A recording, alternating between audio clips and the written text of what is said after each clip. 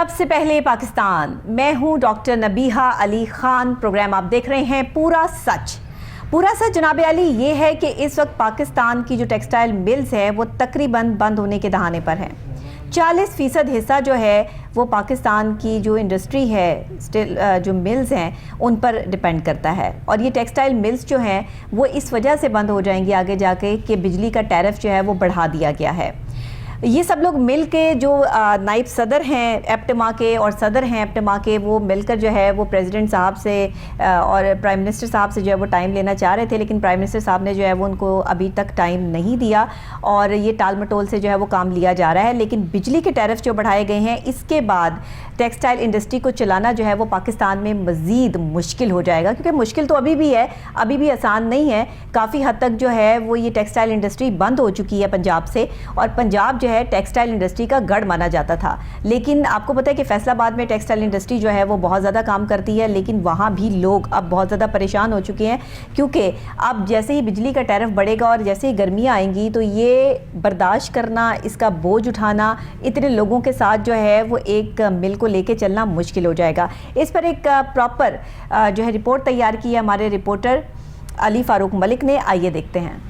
Textile industry तबाही के दहाने पे आ, खास तौर पर पंजाब में दर्जनों टेक्सटाइल यूनिट बंद होने के करीब है। टेक्सटाइल सेक्टर मुल्क के सनती रोजगार में 40%, जबकि पाकिस्तान की एक्सपोर्ट में 60% हिस्सा है। इस वक्त टेक्सटाइल सेक्टर 50% से जायद कम पैदावारी सलाहियत पर चल रहा है। पंजाब में टेक्सटाइल सेक्टर के 50% यूनिट पहले ही बंद हो चुके हैं। 70 लाख लोग पहले ही आदि टेक्सटाइल सेक्टर बंद होने की वजह से बेरोजगार हो चुके हैं। अगर बाकी मानदा भी टेक्सटाइल यूनिट बंद हो गए तो इस सनत से वाबस्ता 1 करोड़ अफराद बेरोजगार हो सकते हैं। IMF के दबाव पर कम मार्च से बिजली की मद में पंजाब के टेक्सटाइल सेक्टर से दी जाने वाली रियायत भी खत्म कर दी गई है, जिसके बाद टेक्सटाइल सेक्टर के लिए बिजली का यूनिट 19 रुपए से बढ़कर 40 से 45 रुपए फी यूनिट तक पहुंच चुका है। हालांकि हुकूमत पाकिस्तान ने टेक्सटाइल सेक्टर को 30 जून 2023 तक तकरीबन 20 रुपए फी यूनिट तक बिजली की फराहमी की तहरीरी यकीन दहानी कराई थी। अगर हालात यही रहे तो टेक्सटाइल सेक्टर के अरबों डॉलर के कॉन्ट्रैक्ट मनसूख हो सकते हैं। पाकिस्तान की एक्सपोर्ट्स में नुमाया कमी आ सकती है। पाकिस्तान का टेक्सटाइल सेक्टर डिफॉल्ट हो सकता है। All Pakistan textiles mill association के वफद ने बहुत कोशिश की कि प्राइम मिनिस्टर मियां मोहम्मद शहबाज शरीफ से मुलाकात हो सके, मगर कई माह गुजरने के बावजूद प्राइम मिनिस्टर से उनकी मुलाकात नहीं हो सकी। यहाँ ये बात भी काबिल जिक्र है, गुज़श्ता साल सैलाब और बारिशों की वजह से पास की 2 अरब डॉलर के बराबर पैदावार कम रही। इस बार मुल्क में सिर्फ 50 लाख बेल्स की पैदावार हो सकी, जो टेक्सटाइल जरूरत के लिए बहुत कम है। इसके लिए पाकिस्तान को कपास की 1 करोड़ बेल्स इंपोर्ट करना पड़ेंगी। कॉटन की बेल्स इंपोर्ट करने के लिए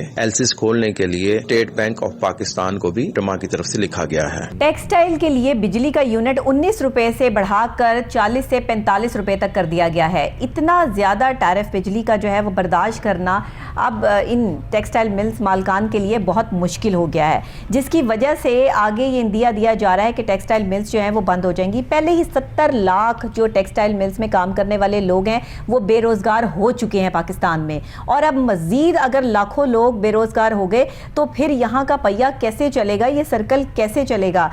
वजीर आजम साहब हैं कि इनकी बात सुनने के लिए तैयार नहीं है। वजीर आजम साहब से जो है वो वक्त पे वक्त मांगा जा रहा है, लेकिन वो तारीख पे तारीख देने के लिए भी जो है वो राजी नहीं है, क्योंकि वो इनका सामना करना ही नहीं चाहते हैं। सूरत हाल इस तरह की हो चुकी है कि इस वक्त पाकिस्तान जो है वो बहुत अरसे से आप सुनते आ रहे हैं डिफ़ॉल्ट होने के दहाने पर खड़ा है। ये डिफ़ॉल्ट होने के दहाने पे कब से खड़ा है, और अब आगे जाकर अगर ये टेक्सटाइल मिल्स जो कि 40% हिस्सा पाकिस्तान का रेवेन्यू जनरेट करने वाली जो है वो ये तमाम टेक्सटाइल मिल्स पर डिपेंड करता है पाकिस्तान, अगर ये भी बंद हो गया तो सोचें पाकिस्तान कैसे चलेगा, और ये पहिया चलाने में लोगों को किस कदर मुश्किल हो जाएगी। बहरहाल जी, अभी हमारे साथ स्टूडियोज़ में मौजूद है अली फारूक मलिक, हमारे रिपोर्टर, जिनकी रिपोर्ट आपने देखी। उन्होंने तफसीलन जो है वो बताया कि कितने अरब रुपए का खसारा मुमकिन है, कितने अरब रुपए का खसारा पहले हो चुका है, और मज़ीद जो बिजली के टैरिफ बढ़े हैं इससे टेक्सटाइल मिल्स को कितना खसारा हो सकता है। मज़ीद तफसीलात उन्हीं से जानते हैं। जी अली, ज़रा बताइएगा, टेक्सटाइल मिल्स ऑलरेडी बड़ी परेशान कुन सिचुएशन में है, क्या कहते हैं आप? जी बहुत मेहरबानी डॉक्टर साहब, शुक्रिया आपका।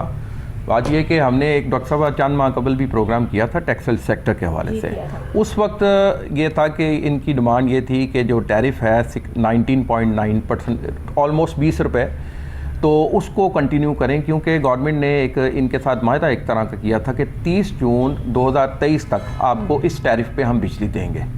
तो इसी पे उनके कॉन्ट्रैक्ट्स चल रहे हैं जो गैर मुल्की ममालिक से इनको मिले हुए हैं, क्योंकि ज़ाहिर है ये एक्सपोर्ट इंडस्ट्री है, तो पाकिस्तान को इसमें डॉलर मिलते हैं। लेकिन ये इन्होंने IMF के कहने पर ये इनका जो टैरिफ था वो बढ़ा के डबल कर दिया। अब डबल जब आप कर देंगे तो कॉस्ट बढ़ जाएगी, जो कॉस्ट बढ़ेगी तो फिर ये किस तरह मीट करेंगे। और अनफॉर्चुनेटली पिछले साल शदीद सैलाब और बारिशों की वजह से ये कॉटन की जो हमारी कॉटन की कपास हमारी बिल्कुल तबाह बर्बाद हो गई और तकरीबन $2 अरब की कपास हमारी ख़राब हुई। अच्छा। अब ये वो इंडस्ट्री है जिसके साथ चोली दामन का साथ है, कॉटन का भी, ये टेक्सटाइल का इसके बगैर चल नहीं सकती। अब इनको बाहर से भी इंपोर्ट करनी पड़ेगी।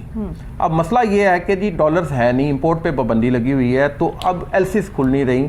बार बार स्टेट बैंक को भी लिख रहे हैं कि जी एलसीज खोलने के लिए हमें सहूलत दी जाए। और डॉलर आपको पता है इस टाइम अगर ओपन मार्केट में जाए तो 250, 300 तक गया हुआ है तकरीबन ओपन मार्केट में। अब इस सूरत में ये इंडस्ट्री कैसे सर्वाइव करेगी? पाकिस्तान डिफॉल्ट खुदा ना खास्ता हो गया तो हमारी एक्सपोर्ट ही खत्म होती जा रही है, खत्म हो जाएगी। तो प्राइम मिनिस्टर साहब टाइम नहीं इनको दे रहे। इन्होंने मेरे ख्याल से 1-2 माह से कोशिश कर रहे हैं कि प्राइम मिनिस्टर से इनको टाइम मिले और ताकि ये सारी कमिटमेंट्स बताएं अपनी। तो यही बिजनेस सारा का सारा जो पाकिस्तान को इस टाइम मिला हुआ है ये बांग्लादेश या इंडिया मुंतकिल हो जाएगा, क्योंकि जो आपको दे रहा है कॉन्ट्रैक्ट दे रहे हैं उनको तो जहाँ से चीज़ सस्ती मिलेगी, सस्ती पड़ेगी, उसको पूरी कर सकेंगे और टाइम पे दे सकेंगे। लेकिन टाइमिंग भी इशू बनी हुई है, इनकी एलसीज खुलने में बड़ी मुश्किलात पेश आ रही हैं।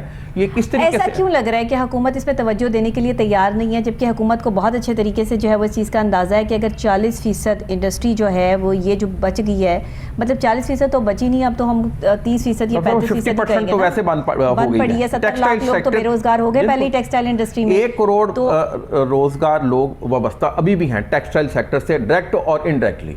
और अगर ये इन्होंने इंसेंटिव्स ना दिए तो ये खुदा न खास्ता ये बहुत बड़ी तादाद में 1 करोड़ के करीब लोग बेरोजगार हो सकते हैं, हो जाएंगे। और पाकिस्तान में जो पहले ही डॉलर की किल्लत पड़ी हुई है, तो डॉलर कहाँ से जनरेट करेंगे? कहाँ से जनरेट करेंगे? कर्जे ले लेके हम डॉलर लेकर आएंगे पाकिस्तान में, और हम एक्सपोर्ट बेस्ड इंडस्ट्री का बेड़ा गर्क कर रहे हैं और इंसेंटिव्स दे नहीं रहे और खामोशी इख्तियार किए हुए हैं IMF के आगे। ऐसे ही है। ये वो सूरत हाल है, इसको बेहतर बनाने की जरूरत है। इन्होंने गुज़श्ता 3 सालों में $5 अरब की इन्वेस्टमेंट की टेक्सटाइल सेक्टर। अच्छा, क्या वजूहात क्या हैं कि बहुत ज़्यादा बार जो है वो ख़त लिखे गए हैं, बड़े खतूत जो है वो वज़ीर आज़म को लिखे गए हैं, उसके बावजूद भी कोई जवाब जो है वो उनको मौसूल नहीं हो रहा। वज़ीर आज़म साहब इतनी लापरवाही का मुजाहरा कैसे कर सकते हैं? इतनी बड़ी टेक्सटाइल इंडस्ट्री 40% हिस्सा पाकिस्तान का जो है वो इस वक्त स्टैंड कर रहा है मईशत पर, और अगर इस मईशत को भी बंद कर देंगे तो 60% हिस्सा तो पहले ही डैमेज हो चुका है हमारा। डॉक्टर साहब जो ज़राए बताते हैं अपटमा के, वो ये कहते हैं कि जी वो उस पर नाला हुए हैं कि आपने मीडिया पे क्यों ये बातें की हैं आगे। अच्छा। आपने मीडिया मतलब आपने सबको अवेयरनेस क्यों दे दी है? मीडिया पे क्यों की हैं ये आप बातें ये बंद कमरे में भी हो सकती थी, एक वजह तो ये भी है, दूसरा उनके पास हल कोई नहीं है। डॉक्टर साहब नाजरीन, अभी हमें ज्वाइन किया है कामरान नरशद साहब ने, सीनियर नायब सदर हैं एप्टमा नॉर्थ जोन से, हमारे साथ ऑन कॉल मौजूद हैं। उनसे पूछते हैं कि पाकिस्तान की टेक्सटाइल इंडस्ट्री इस वक्त जिस जो है वो प्रॉब्लम में है, परेशानी में है, और जिस तरह से टेक्सटाइल इंडस्ट्री जो है वो एक तबाही के दहाने पर आकर खड़ी हो गई है। पहले ही 70 लाख लोग जो है वो टेक्सटाइल इंडस्ट्री से बेरोजगार हो चुके हैं, तो पाकिस्तान की हुकूमत को इस चीज़ की परवाह क्यों नहीं है?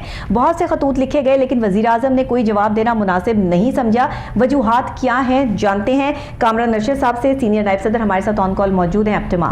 जी कामरान साहब ज़रा बताइएगा, मेरा सवाल आपने सुन लिया है। जी वालेकुम सलाम, थैंक यू आपके शो पे मुझे इनवाइट करने का। जी बहुत शुक्रिया। काफ़ी है प्रॉब्लम्स हमारी। नंबर 1 जी sales tax refund totally blocked हैं और वो इस वक्त नहीं मिल रहे। अच्छा। और उसकी वजह से वर्किंग कैपिटल हमारा पूरी तरह से ब्लॉक हो चुका है, चोक हो चुका है। सही। नंबर 2 आपकी फसल कॉटन क्रॉप जो आपकी सबसे बड़ी कैश क्रॉप होती है, उसका एक बहुत बड़ा इस साल फेलियर हुआ है। पिछले साल अगर आपकी 8.5 मिलियन बेल थी और उससे 2 साल पहले अगर आपकी 11 थी, तो इस साल आपकी फसल का साइज जी 5.5 से 5 मिलियन बेल के अंदर अंदर है। तो यानी कि आपकी फसल पिछले साल से 40% कम है और 2 साल पहले से 50% से ज्यादा कम है। तो वो भी एक बहुत सीरियस प्रॉब्लम है। वो भी सीरियस प्रॉब्लम है, बिल्कुल सही है।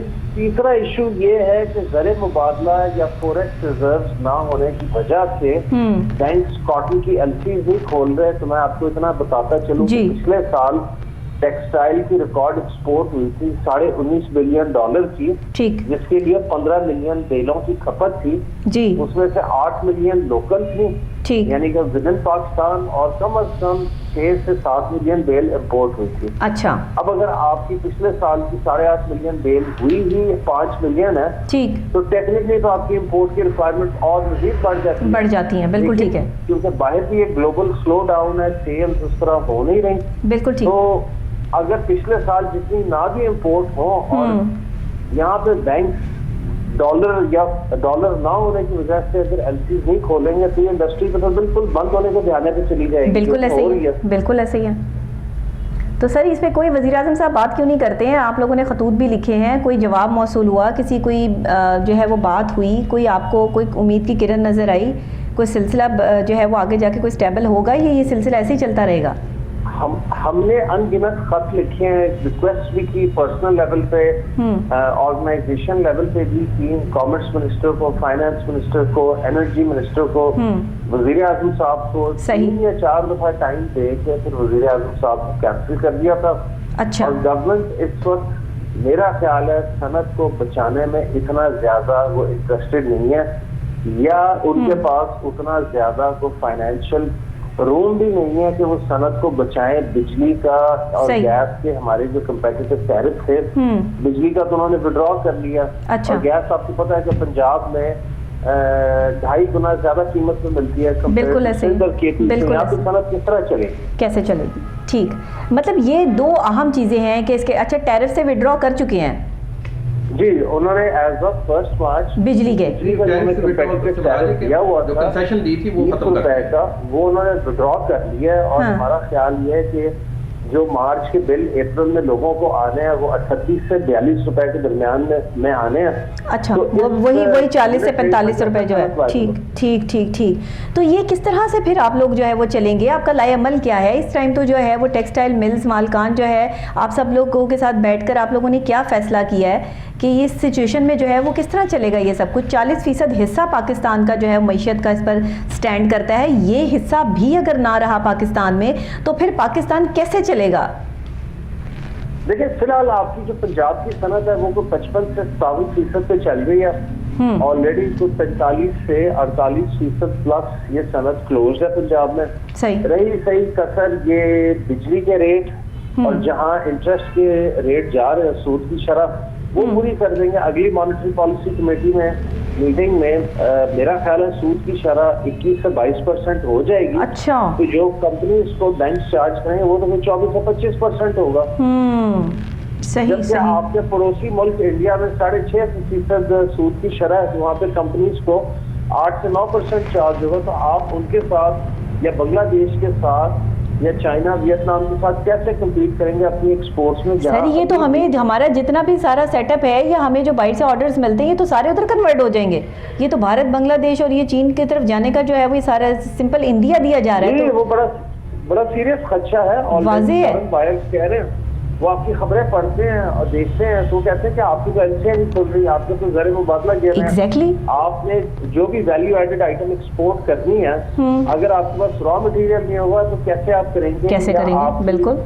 गारमेंट्स में कई चीजें एक्सेसरीज बाहर से आती हैं, जैसे बटन, जिपर चाइना से आते हैं। जी। अगर आप वो नहीं मंगवा सकेंगे तो आप गारमेंट कैसे बनाएंगे? बिल्कुल ठीक कह रहे हैं। मतलब ये एक आपसे पूछना था कि आप इन चीज़ों का हल बताएं कि किस तरह हम अपनी इंडस्ट्री को बचा लें और किस तरह इसको आगे लेकर चलें। कुछ हमें इसमें ज़ेर वाला के ज़खायर भी बढ़े, एक्सपोर्ट्स हमारी बढ़े, क्योंकि पंजाब का टेक्सटाइल सिस्टम जो है ये तो $10 अरब से महरूम हो जाएगा ना सालाना। ये तो फिर बड़े मसाइल जो है वो क्रिएट हो जाएंगे।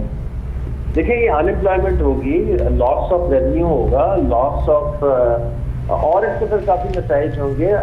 EOBI सोशल सिक्योरिटी कंट्रीब्यूशन आपकी बहुत ज्यादा गिर जाएगी। तो आप ये सारी चीजें कहाँ से चलाएंगे? देखिए, हाल ये है कि पहले तो गवर्नमेंट को सीरियसली इस चीज को एक्सेप्ट करना पड़ना है। ये एक बहुत बड़ी प्रॉब्लम है और वो कोई और अपना एक्सपेंडिचर काटे और इंडस्ट्री को बचाएं, क्योंकि इंडस्ट्री एक दफा बंद हो गई या शिफ्ट हो गई, दोबारा स्टैंड करना मुश्किल हो जाएगा, रीस्टार्ट करना आसान नहीं होगा। बिल्कुल ठीक कह रहे हैं आप, बिल्कुल ठीक कह रहे हैं। अच्छा, अगर अभी तक भी वज़ीर आज़म साहब आप लोगों को जो है वो वक्त नहीं देते मीटिंग के लिए, तो अगला लाएअमल कोई तो तैयार किया होगा, कोई एहतजाज, कोई चीज़, कोई अपने हक़ के लिए कोई आवाज़ उठाना, कोई इंडस्ट्री को सहारा या पाकिस्तान की जो है वो यहाँ पे इसको स्टेबल करने के लिए मईशत को जो है वो आप लोगों का कोई लाएअमल कुछ तो होगा। हमने काफी मीडिया कैंपेन चलाए हैं, डॉन में, बिजनेस कॉर्नर में फ्रंट पेज एड्स दिए हैं और देते रहते हैं गाय बगाए। अभी हम सिर्फ वेट करें कि हमारे बिजली के बिल आ जाए, सूद की शरह भी इसमें से ये भी पता लग जाए, फिर हम अपना लायमल प्लान करेंगे कि वेदर हम एहतजाज करेंगे या हम क्लोजर पे जाएंगे 15 से 20 अप्रैल के बाद। वो ये आने वाले दिनों में हमने चीज तय करनी है, आने वाले दिनों ऑलरेडी डिस्कशन हो रही है।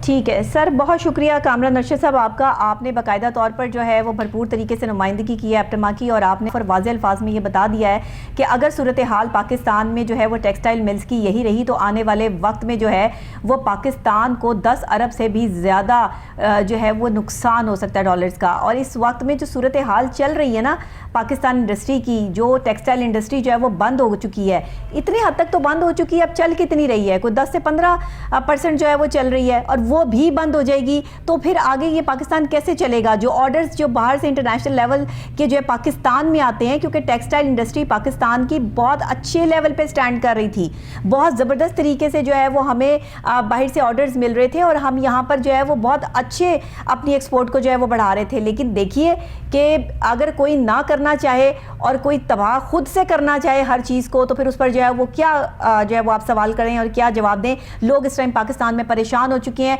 हम गरीब आदमी की बात करते रहते हैं कि गरीब आदमी मर चुका है, यहाँ अमीर आदमी भी जो है वो एहतजाज के लिए बाहर निकलने की तैयारी कर रहा है।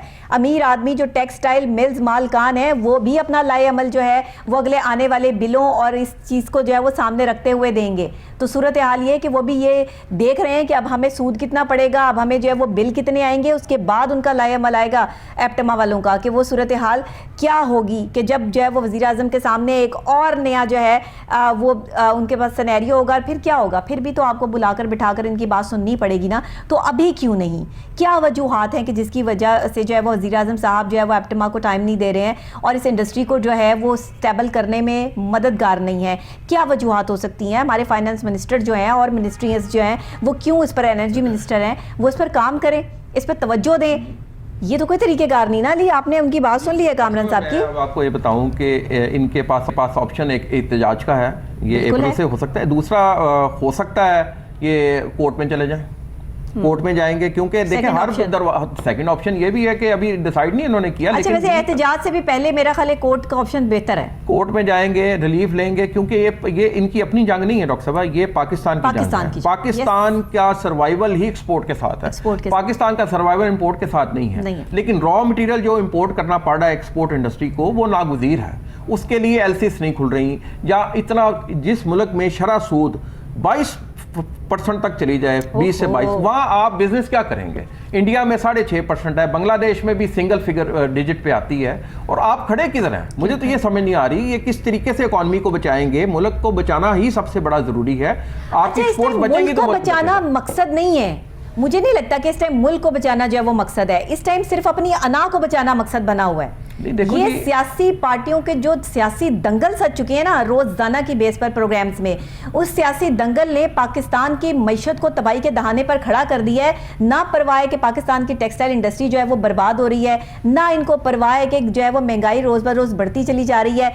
समझ इनको सब है, करना इन्होंने सब है, लेकिन किसी भी चीज पर इन्होंने कार नहीं धरने, क्योंकि वो सही करना नहीं चाहते। सियासतदान आपस में लड़ रहे हैं, बस आपके सामने पार्टियां लड़ रही हैं। जो पार्टी इक़्तिदार में नहीं है वो कहती मुझे इक़्तिदार में ले आओ, मेरे पास हल है। क्या हल है? भी किसी जो हल पता है ना, हमें तो हल चाहिए। अच्छा, जो आके भी बैठेंगे उनके पास भी क्या हल? उनके पास भी कोई हल नहीं है। वो हुकूमत बचा रहे हैं और वो हुकूमत गिराने पे लगे हुए हैं। वो तो हुकूमत गिराने पे लगे हुए हैं और वो हुकूमत बचाने पे लगे हुए हैं, और सिर्फ एक ही हल समझ रहे हैं कि इंतखाबात हो जाएं, बस मैं इक़्तिदार में आ जाऊं ये सिर्फ एक हल समझते हैं। देखिए ये हल नहीं है डॉक्टर साहब। एक्सपोर्ट अगर नहीं बचाएंगे अपनी इंडस्ट्री को, ये पाकिस्तान के लिए बड़ी ही मुश्किलात बन जाएंगी। बहुत ज़्यादा चैलेंजेस हैं। हम किस तरह ओवरसीज पाकिस्तानियों पर कितना डिपेंड करेंगे। उन्होंने पिछले साल का रिकॉर्ड बताया है कि जो पिछले साल टेक्सटाइल इंडस्ट्री में जाहिर है कि 17 बिलियन डॉलर्स जो है वो आए, 19.5 बिलियन डॉलर। हाँ, 19.5 अरब डॉलर। चले 19.5 जो है वो अरब डॉलर जो है वो आए हैं। तो ये एक अहम चीज़ थी ना, लेकिन इस दफ़ा जो सिचुएशन है वो तो बहुत ख़तरनाक है। वो तो अब तो कुछ आने के चांसेस जो है वो पाकिस्तान में है ही कोई नहीं। और आगे जाके अगर इन्होंने इंडस्ट्रीज बंद कर दी, बिलफर्ज अगर उन्होंने एहतजाज भी ना किया, कुछ भी ना किया, और उनके पास ये ऑप्शन हुई कि वो इंडस्ट्री जो है वो बंद कर देंगे, ठीक है हमने काम ही नहीं करना, फिर क्या करेंगे? और सारी इन्वेस्टमेंट जो है वो बाहर शिफ्ट हो जाती है, फिर क्या करेंगे? डॉक्टर साहब मैं ये बात करूँगा, मैं हालांकि सियासी बात नहीं करूँगा। पिछले दौर में, इमरान खान के दौर में, ये ख़ास तौर पे टेक्सटाइल सेक्टर की इंडस्ट्री थी, ग्रो अप कर रही थी, उनको इंसेंटिव्स भी दिए हुए थे। लेकिन अब सूरत-ए-हाल बिल्कुल डिफरेंट है। उन्होंने टारगेट सेट किया था 10 सालों का टेक्सटाइल सेक्टर ने, कि हम आइंदा 10 सालों में ये जो एक्सपोर्ट है टेक्सटाइल सेक्टर की 50 अरब डॉलर तक लेकर जाएंगे। ठीक है। लेकिन जो हालात इस टाइम बने हुए हैं, ये जो एक्सपोर्ट की अब ऑर्डर्स हैं, यही मुझे पूरे होते नजर नहीं आ रहे। अब जो हालात हुकूमत ने कर दिए हैं, उन हालात को दोबारा स्टेबल करने में कितना टाइम लग जाएगा? कोई भी हुकूमत आके बैठती है, उसके लिए इतना आसान काम नहीं होगा। डॉक्टर साहब बहुत मुश्किल सूरत हाल है इस टाइम। वज़ीर ख़जाना साक डार साहब, जिनसे बड़ी तो खजाना खाली करने आते हैं, इसमें तो कोई दो राय नहीं है, जिनसे बड़ी उम्मीदें वाबस्ता थीं, लेकिन ये IMF का जो प्रोग्राम है, जो IMF का मायदा है, ये हमें किसी तरफ नहीं लेकर जा रहा। ये हम खुदा ना खास्ता डिफॉल्ट की तरफ जा रहे हैं, और इसलिए खुदारा और टेलीविजन स्क्रीन पे बड़े उससे जो है वो कॉन्फिडेंस से कहते हैं कि सब कुछ ठीक है। ठीक कैसे? ठीक है। जहाँ जिस मुल्क में टैरिफ बिजली का, आप टैरिफ टेक्सटाइल सेक्टर को डबल कर देंगे, जो बांग्लादेश में नहीं है, जो इंडिया में नहीं है, कंपटीशन तो इन ममालिक से है ना पाकिस्तान। वो कहते हैं कि मीडिया झूठ बोले। मीडिया झूठ कैसे बोले? पाकिस्तान के जो हालात हैं, अगर वो जो है वो पूरे सच को ना दिखाया जाए या ना बताया जाए, तो कौन सा झूठ जो है वो यहाँ बैठकर हमने बोलना है? हमने अल्लाह को क्या जवाब देना है? ये सूरत हाल जो है वो कम से कम हम तो नहीं एक्सेप्ट करेंगे, और हम तो नहीं ये सब चीज़ें जो है वो बर्दाश्त कर सकते, क्योंकि मेरे मुल्क का मसला है, मेरे पाकिस्तान का मसला है, मेरी पाकिस्तान की अवाम का मसला है, मईशत का मसला है। यहाँ लोग तरक्की याफ्ता ममालिक जो है वो कहाँ से कहाँ पहुँच गए, तरक्की पजीर ममालिक भी तरक्की याफ्ता ममालिक के साथ में शामिल हो गए, हम कहाँ गए? पाकिस्तान के प्राइम मिनिस्टर हैं, उनसे भी मुतालबा भी करूँगा, अपील भी करूँगा कि मेरा जाती मसला नहीं है, ये कौम का मसला है, ये मुल्क का मसला है। आप इनके साथ बैठ के मुज़ाकरात करके इसका हल निकालें। हल नहीं निकलेगा तो आइंदा कॉन्ट्रैक्ट पाकिस्तान को नहीं मिलेंगे टेक्सटाइल सेक्टर के। पाकिस्तान का टेक्सटाइल सेक्टर खत्म हो जाएगा, और जब खत्म होगा तो पाकिस्तान के लिए बड़ा अलार्मिंग और नुकसान। इंडिया जो है वो कामरान रशीद साहब, सीनियर नायब सदर एप्टमा जो है, उन्होंने ये इंडिया दे दिया है। ये जो आप बात कर रहे हैं ना कि अगर टेक्सटाइल सेक्टर जो है वो ख़त्म हो गया तो समझ आ जाएगी कि क्या हो रहा है और क्या हुआ है, तो ये उन्होंने इंडिया दे दिया है। बहरहाल उनका अगला लाए अमल क्या होगा इस पर अभी उन्होंने बात नहीं की। अगले लाए अमल तक जो है वो हम एक और प्रोग्राम इस पर करेंगे कि सूरत हाल क्या होगी। बहरहाल नाज़रीन, यहाँ पर एक ब्रेक बनती है, ब्रेक के फौरी बाद जो है वो वापस मैं आपको यही प्रोग्राम में ज्वाइन करूँगी एक और अहम मौजू के साथ। मेरे साथ रहिएगा।